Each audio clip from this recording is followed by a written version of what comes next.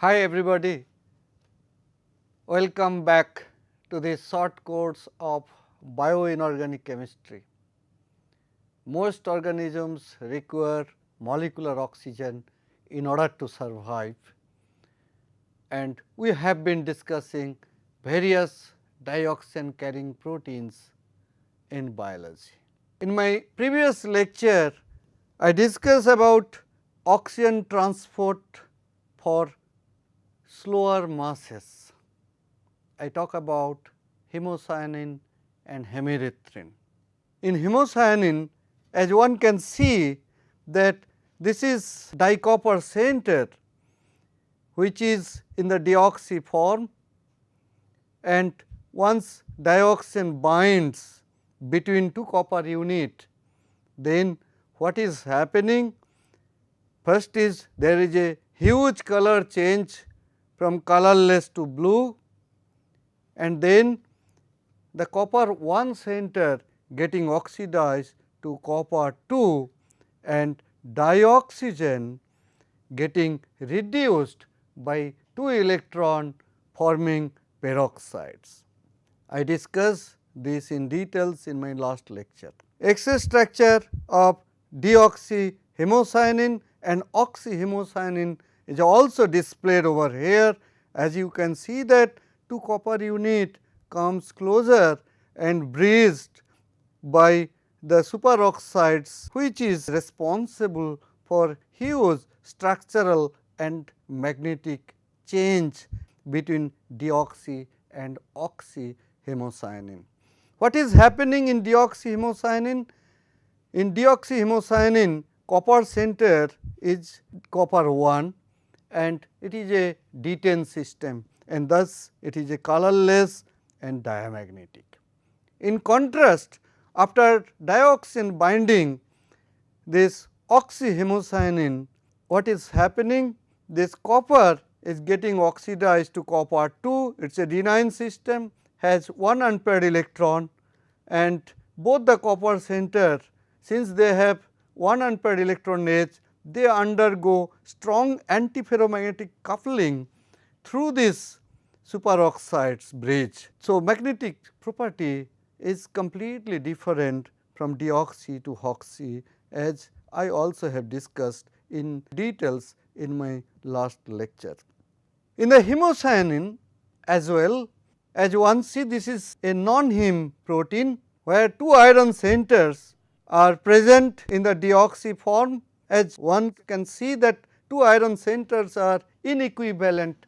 One center is a 6 coordination, 3 histidine residue is ligated to iron center, and this 2 iron center is bridged by aspartate and glutamate, and also their 2 iron center is bridged by a hydroxo group. However, interestingly, one iron center is 6 coordinated, while the other iron center is 5 coordinated, where indeed dioxin comes and binds.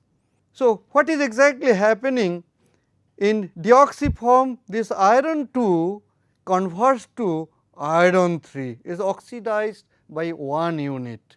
However, the dioxygen is getting reduced by 2 electron forming peroxides. Also, you can see that this colorless, which is in the color of the deoxy form, converted to the blue, which is the color of the oxyhemerythrin. The excess structure of deoxy and oxyhemerythrin is shown over here, and you can see there is a huge structural and magnetic changes happening between deoxy and oxy. For example, in case of deoxyhemerythrin, iron center is in iron 2 high spin state. In contrast, in case of oxyhemerythrin, this is the low spin, and this is dioxygen is in peroxo form, and this hydroxo, which was bridging between 2 iron 2 center in deoxy form, converted to mu oxo species. There is a huge magnetic changes happening between deoxy to oxy, the coupling constant in the deoxy form was less negative, is around minus 10 centimeter inverse, and in oxy it becomes around minus 77 centimeter inverse. So, I will be now talking about oxygen transport and storage in our own body. As one can see that hemoglobin and myoglobin have been designed by our mother nature, and as you already know, hemoglobin is responsible for transporting dioxygen, while myoglobin stores dioxygen. Now, this is a heme unit, a monoheme unit indeed. This is, as you can see, that this macrocycle is porphyrin, and a iron is sitting inside the cavity of this porphyrin, and the fifth position is a histidine group. Now, this is 5 coordinated iron center which binds dioxygen reversibly, convert to a 6 coordinated situation, and as you can see that during this process the color also getting changed from dull red to bright red. The excess structure of both the deoxy and oxy forms are shown over here. As you can see that 5 coordinated iron center converted to 6 coordinate and vice versa upon oxygen binding and oxygen releasing. So, this is what is happening all the time in our body. Now, this iron porphyrin, we call it as a heme group. Now, this iron porphyrin macrocycle is shown over here. As one can see that iron is sitting at the center of this core, and these are ligated with 4 macrocyclic nitrogen, and also there are substituents outside this macrocycle which are responsible for its solubility in water. Now, there are 4 pyrrole ring 1, 2, 3, 4 pyrrole ring which are also undergoing a conjugation, gives rise to this heme center. Now, this macrocycle which is porphyrin ring, as I have just shown, this is 22 pi electrons are there, but only 18s are delocalized. You know, as per the Huckel's rule, n is equal to 4. This is an aromatic ring, and Hans Fischer, who has synthesized this molecule in the laboratory and was awarded Nobel Prize in 1930 for doing that. It is so important in our biological system. Now, let us look at the effect of conjugation in the porphyrin. So, this is a reduced species, we call it porphyrinogen, and this is the conjugated one, we call it porphyrin. And this conversion from porphyrinogen to porphyrins are very simple. Please note that the porphyrinogen is colorless, whereas the porphyrin ring is highly colored, purple in color, and this is because of its conjugation, highly conjugated, and this can be easily converted using light or dioxygen. Spontaneously it becomes conjugated and produces this dark purple color, which is actually that what you see in your blood. As you can see, this is the structure of hemoglobin. There are 4 heme centers, heme 1, 2, 3, 4, and iron is sitting at the center of this core. And as one can see that there is a huge protein chains which are wrapping around this 4 heme unit. So, we call it is a tetramer. In contrast, myoglobin is monomer. There is one heme unit, and as you can see that iron is sitting at the center of this porphyrin ring, and it is a monomer. And so, hemoglobin is tetrameric, myoglobin is monomeric in nature. Now, deoxymyoglobin is shown over here, as I have shown that myoglobin is a monomeric unit, whereas hemoglobin is a tetramer. So, this monomer, what you see here, that is a iron porphyrin which is called heme, and the fifth position is ligated to a histidine group. You can see the structure, excess structure over here, that iron porphyrin or heme, this is the iron center is 5 coordinated in the deoxymyoglobin.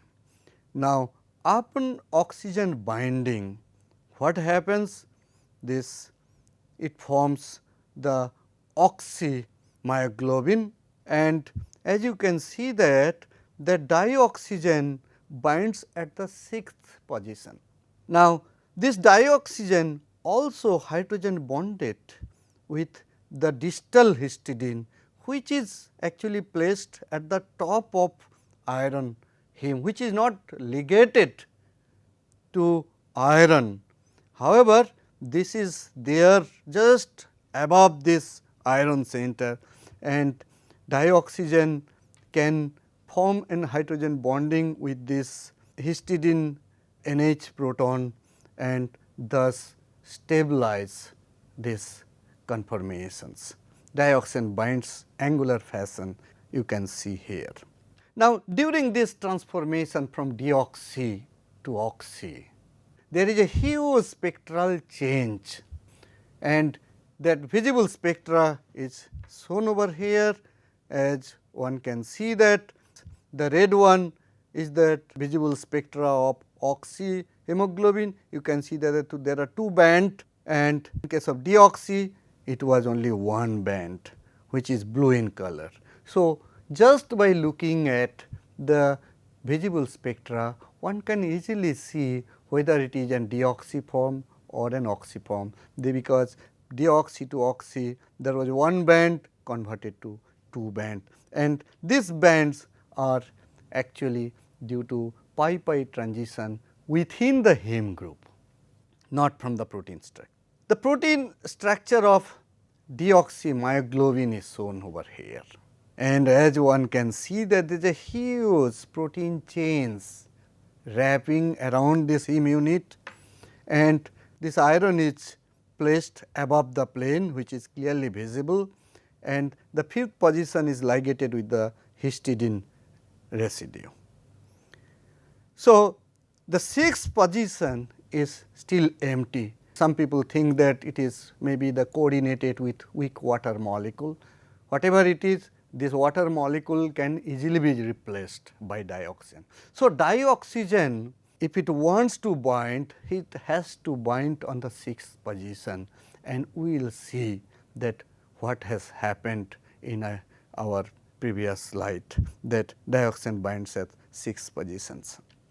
So, this is the protein structure of oxymyoglobin, and again there is a huge protein chain, and dioxin binds at the 6th position only, and only at the iron center. It is interesting to note over here is that although there is a huge protein chains, but only the iron center where this all this dioxin binding or enzymatic transformations happens only on the at the metal center, not at the protein chains. So, that shows the beauty of a inorganic element, here it is in iron. In case of deoxyhemoglobin, as I have already said that hemoglobin is a tetrameric unit. There is a huge protein chains around this heme center, but there are 4 heme center, you can see yourself 1, 2, 3, 4, 4 heme centers, and there is holes where dioxin goes inside the protein and binds at the iron center and responsible for carrying the dioxygen in our body. Now, once we remove these protein chains, as you can see, these are tiny 4 heme centers. The dioxin can bind in the 6th position, as we have seen in case of myoglobin. There are all these 6 positions are empty, where indeed dioxin bind. Here you see the protein structure of oxyhemoglobin, that this dioxin is bound on the iron center, and this is in an angular fashion. And you can also see there is an histidine which are at the top of this iron center, which is we call it as a distal histidine. It is clearly visible in the protein structure if one look at very carefully, but this is not bound to iron. This is just above this dioxin. We will see the role of this histidine moieties. Now, once we remove these protein chains, you can see that 4 heme unit, and dioxin is ligated at the 6th position in S center. So, this is what is we call it as a oxyhemoglobin, because oxygen is bound, and you can see that oxygen bound in a angular fashion with iron. But this is also you can see from the X-ray structure of this oxyhemoglobin. What is exactly happening in case of deoxymyoglobin and oxymyoglobin, which is after dioxygen binding, what changes is happening. Now, let us look at deoxymyoglobin or even 1 unit of deoxyhemoglobin very carefully. As one can see that the 5th position is ligated with a histidine group, we call it as a proximal histidine, and iron is sitting above the mean porphyrin plane. So, porphyrin is no longer a planar, it is in a domed shape, and from this mean plane of the porphyrin, the iron is sitting around 0.45 angstrom. Why it is so? Because iron 2, if you look at the radius of iron 2, it is around 0.77 angstrom, and which cannot fit exactly inside the cavity. So, it has to sit outside of the porphyrin cavity, and also the 5th coordination, which is also pulling out this iron center towards outside, and thereby increasing displacement of iron around 0.45 to 0.5 angstrom. Now, what would happen when a dioxygen binds to a iron center?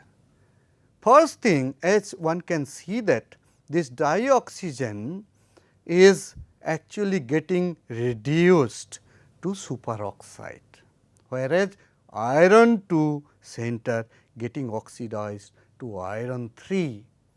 So, metal is getting oxidized and dioxin is getting reduced to superoxides. So, there is another very interesting observation, as you can see that iron 2, which was sitting above the mean porphyrin plane nearly around 0.45 to 5 angstrom, is now comes down, and iron is almost fitting inside the cavity. This is because of 2 reasons. One is that the radius, iron 3 low spin radius is much less, 0.69 angstrom, and which fits perfectly inside the cavity. And also this is an 6 coordinations environment, which also helps iron to sit inside the cavity and fits perfectly on the plane of the porphyrin ring. Okay.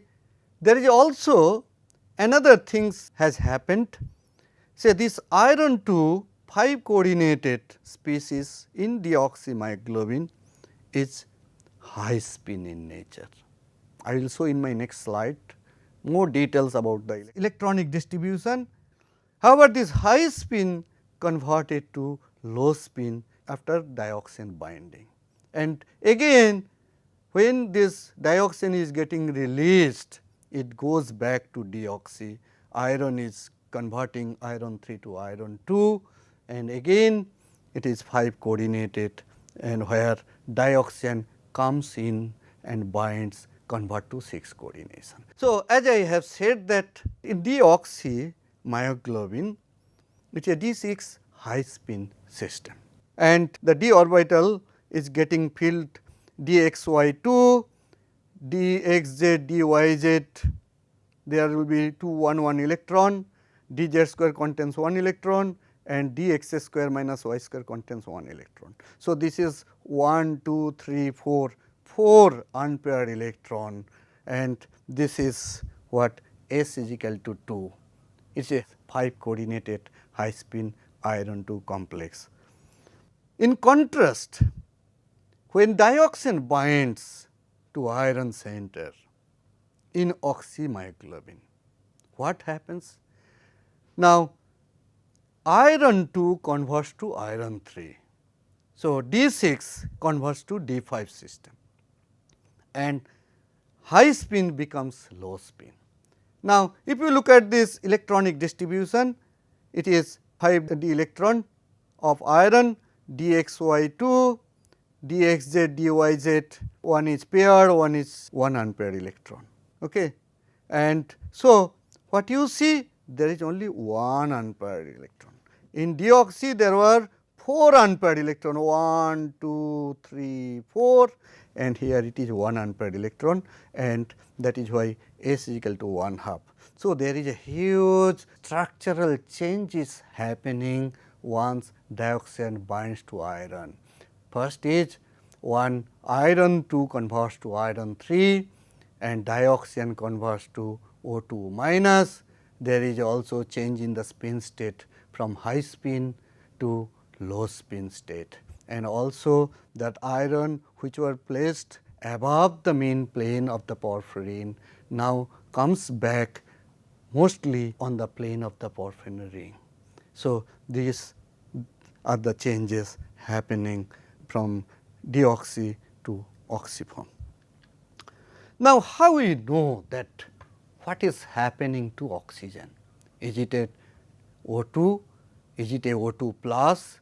It is a O2 minus, or it O2 2 minus. So, all this can be confirmed from the resonance Raman spectroscopy. So, resonance Raman spectroscopy gives this O stretch of oxymyoglobin, which is around 1105 centimeter inverse, and that confirms that this is O2 minus, not O2 2 minus, not neutral dioxygen.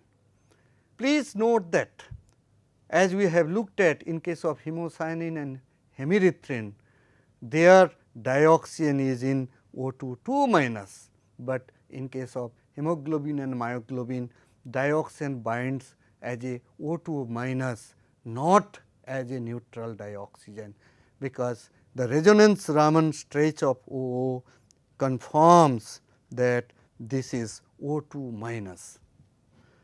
Now, let us look at little bit more on oxymyoglobin. Now, as I have just shown in my previous slide that the binding is iron 3 plus and O2 minus. Now, iron 3 plus contains 1 unpaired electron. So, S is equal to 1/2, and O2 minus superoxides have 1 unpaired electron. This is also S is equal to 1/2. So, if there is a strong antiferromagnetic coupling happening between these 2 unpaired electron, it results in a strongly diamagnetic system S is equal to 0 at the ground state. Indeed, that is what is happening.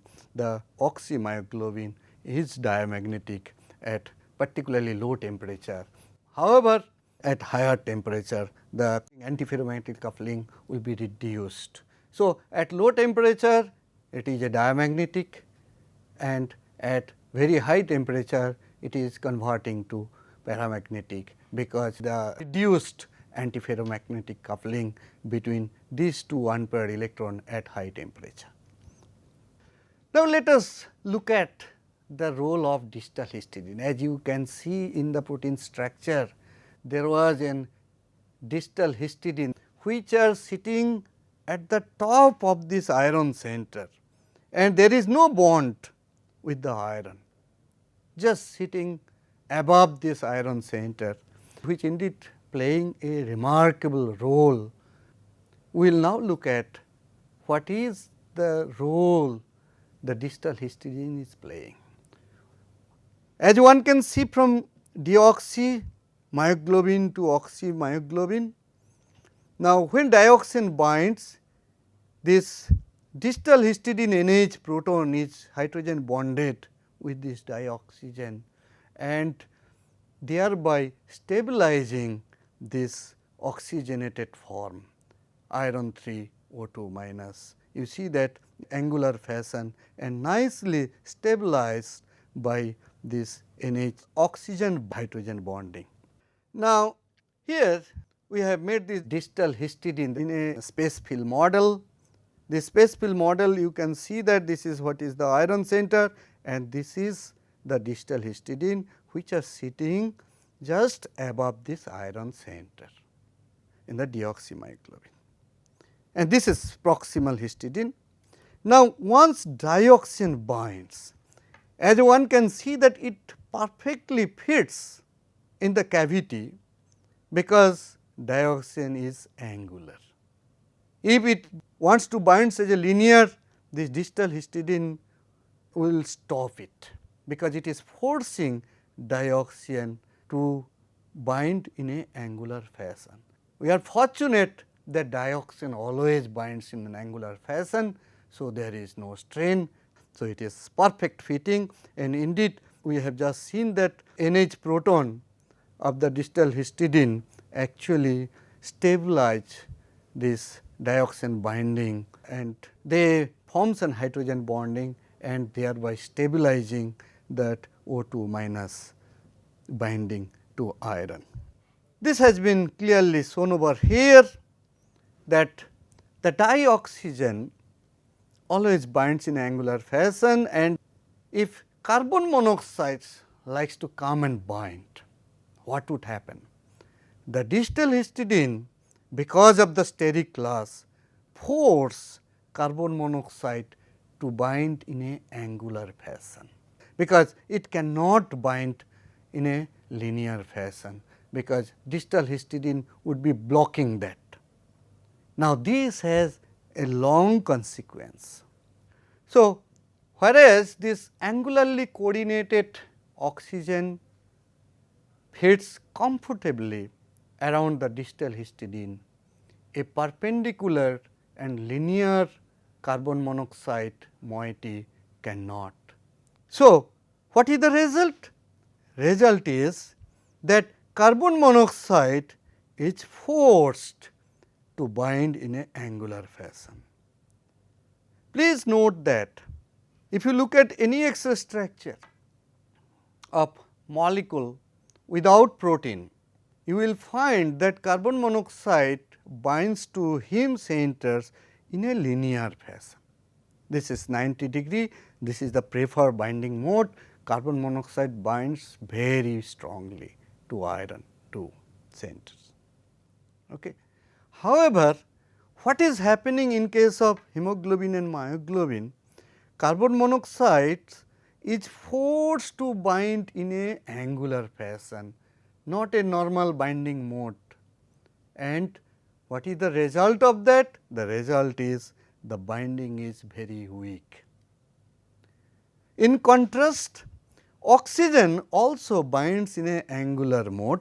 you can see that this is 120 degree.